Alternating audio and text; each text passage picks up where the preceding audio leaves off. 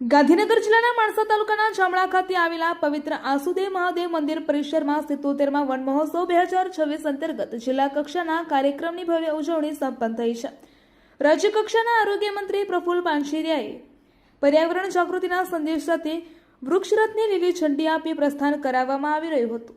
આ મહોત્સવના ભાગરૂપે મંદિર પરિસરમાં 300થી વધુ બીલીના છોડ તેમજ આંબો, લીમડો અને આસોપાલવ જેવા 551 દેશી વૃક્ષોનું સફળ વાવેતર કરવામાં આવ્યું હતું। મૂળ મહેસાણાના અને 30 વર્ષથી અમેરિકાના ટેસીનીના જેક્શનમાં રહેતા સુરેશ પટેલની હત્યાના કેસમાં તેને સ્થાનિક પોલીસે શંકાસ્પદ આરોપીને ઝડપી પાડ્યો છે। પોલીસને જોઈ હથિયારબંધ આરોપીએ ભાગવાનો પ્રયાસ કરતા જ પોલીસ કર્મચારીઓએ તેને જમીન પર પછાડી દબોચી લીધો હોવાનો વિડીયો સામે આવ્યો છે। 20 ઓગસ્ટે સુરેશ પટેલ અને તેના પુત્રી પોતાના લીકર શોપ પર હાજર હતા ત્યારે જ આ લૂંટના ઈરાદે આવેલા લૂંટારાએ લૂંટ ચલાવી ગોળીઓ વરસાવતા દીકરીની નજરોની સામે જ સુરેશ પટેલનું મોત નીપજ્યું હતું। ઝડપાયેલા શંકાસ્પદ આરોપીએ એક પંજાબીની પણ હત્યા કરી હોવાનું ખુલ્યું છે। સુરતના વરાછામાં રેસ્ટોરન્ટમાં શાક ખાધા બાદ ફૂડ પોઈઝનિંગથી 5 વર્ષની બાળકીના મોત બાદ મહાનગરપાલિકાના આરોગ્ય વિભાગ દ્વારા હોટલ રેસ્ટોરન્ટમાં ગંદકી અને અખાદ્ય ખોરાકની તપાસ માટે કડક કાર્યવાહી કરવામાં આવી રહી છે। તેમ છતાં હોટલ સંચાલકો પર તેની અસર દેખાતી નથી।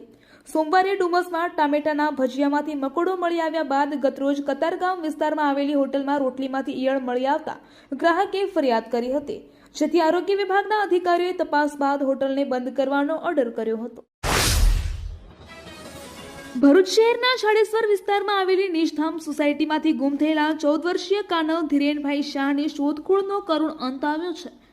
આજે 26 ઓગસ્ટે ગોલ્ડન બ્રિજના સામાકાંઠા તરફ નગરપાલિકાની ટીમને કિશોરનો મૃતદેહ મળી આવતા સમગ્ર વિસ્તારમાં ચકચાર મચી ગઈ હતી।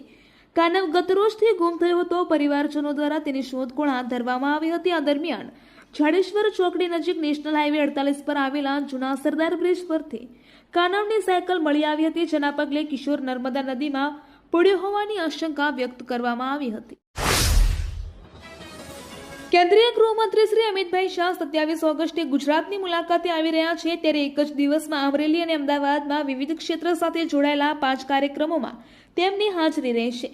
સત્તાવાર કાર્યક્રમ મુજબ અમરેલીના લાઠી તાલુકાના દુધાળા હેતની હવેલી ખાતે સવારે 11:30 હેતની હવેલી સરોવરનું લોકાર્પણ કરવામાં આવશે। ત્યારબાદ અમદાવાદના બપોરે 2:15 ઓલિમ્પિક અને કોમનવેલ્થ ગેમ્સની કરાતી તૈયારી અંગેની સમીક્ષા બેઠકમાં અમિત શાહ ઉપસ્થિત રહેશે। આંતરરાષ્ટ્રીય રમતોત્સવ માટેના આયોજન અને માળખાકીય તૈયારીઓ અંગે આ બેઠકમાં ચર્ચા થવાની છે।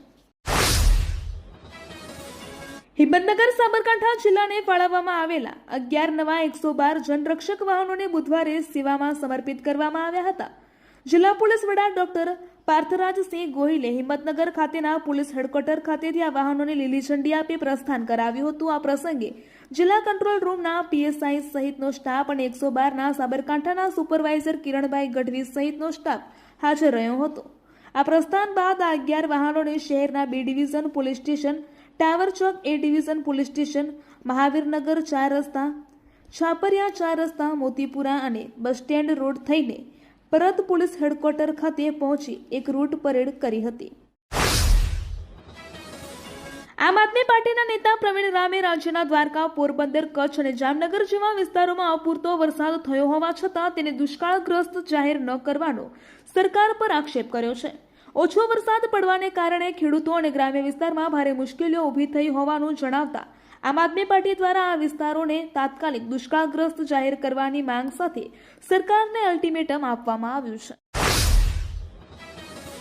અમદાવાદ રિક્ષા ચાલક એકતા સહિત અલગ અલગ યુનિયન દ્વારા રોજીરોટી બચાવો આંદોલન શરૂ કરવામાં આવશે। છેલ્લા ઘણા સમયથી ઓનલાઈન એપ્લિકેશન જેવી ઓલા, ઉબર અને રેપિડો અને ભારત ટેક્સી જેવી કંપનીઓ દ્વારા રિક્ષા ચાલકોનું શોષણ કરવામાં આવતું હોવાનો ગંભીર આક્ષેપ કરવામાં આવ્યો છે, જેથી ગેરકાયદેસર ચાલતી 2 વ્હીલર બંધ કરાવવા અને સરકારના નિયમ મુજબ ઓનલાઈન એપ્લિકેશનમાં ભાડું આપવામાં આવે તેવી માંગ સાથે 5 દિવસ સુધી ભૂખ હડતાલથી લઈને રેલી સુધી અલગ અલગ રીતે લાખો રિક્ષા ચાલકો આંદોલન કરશે। છતાં માંગણી નહીં સ્વીકારાય તો રિક્ષા ચાલકો દ્વારા બંધ પાડવાની ચીમકી પણ ઉચ્ચારવામાં આવી છે।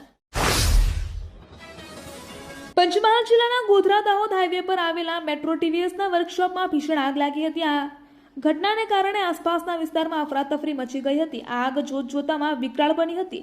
વર્કશોપમાં રિપેરિંગ અને સર્વિસીસ માટે રાખવામાં આવેલી મોટી સંખ્યામાં બાઇકો તેમજ અન્ય વાહનો આગની ચપેટમાં આવી ગયા હતા. આ ઘટનાની જાણ થતાં જ ગોધરા ફાયર બ્રિગેડની ટીમ અને શહેર એ ડિવિઝન પોલીસનો કાફલો તાત્કાલિક ઘટના સ્થળે પહોંચી ગયો હતો અને ફાયર ફાઇટરોએ સતત પાણીનો મારો ચલાવી આગ ઉપર કાબુ મેળવ્યો હતો. મણિનગર સ્થિત શ્રી સ્વામિનારાયણ મંદિર કુમકુમ ખાતે શ્રી સ્વામિનારાયણ ભગવાનને વિવિધ રંગબેરંગી પવિત્રતાથી સજાવેલા ભવ્ય હિંડોળામાં ઝુલાવવામાં આવ્યા હતા. આ ઉત્સવ સદગુરુ શાસ્ત્રી શ્રી આનંદ પ્રિયદાસજી સ્વામી સ્થાપિત સંસ્થા દ્વારા આયોજિત કરવામાં આવ્યો હતો. કુમકુમ મંદિર મણિનગર અને પાલડી ખાતે છેલ્લા 1 મહિનાથી ભક્તિભાવપૂર્વક હિંડોળા ઉત્સવ ચાલી રહ્યો છે. આ ઉત્સવ શ્રાવણ વદ બીજ સુધી ચાલશે. દરરોજ સાંજે 5 વાગ્યાથી 8 વાગ્યા દરમિયાન ભક્તો અને શ્રી સ્વામિનારાયણ ભગવાનના વિવિધ કલાત્મક હિંડોળાઓમાં બિરાજમાન સ્વરૂપોના દર્શન આરતીનો લાભ લઈ રહ્યા છે.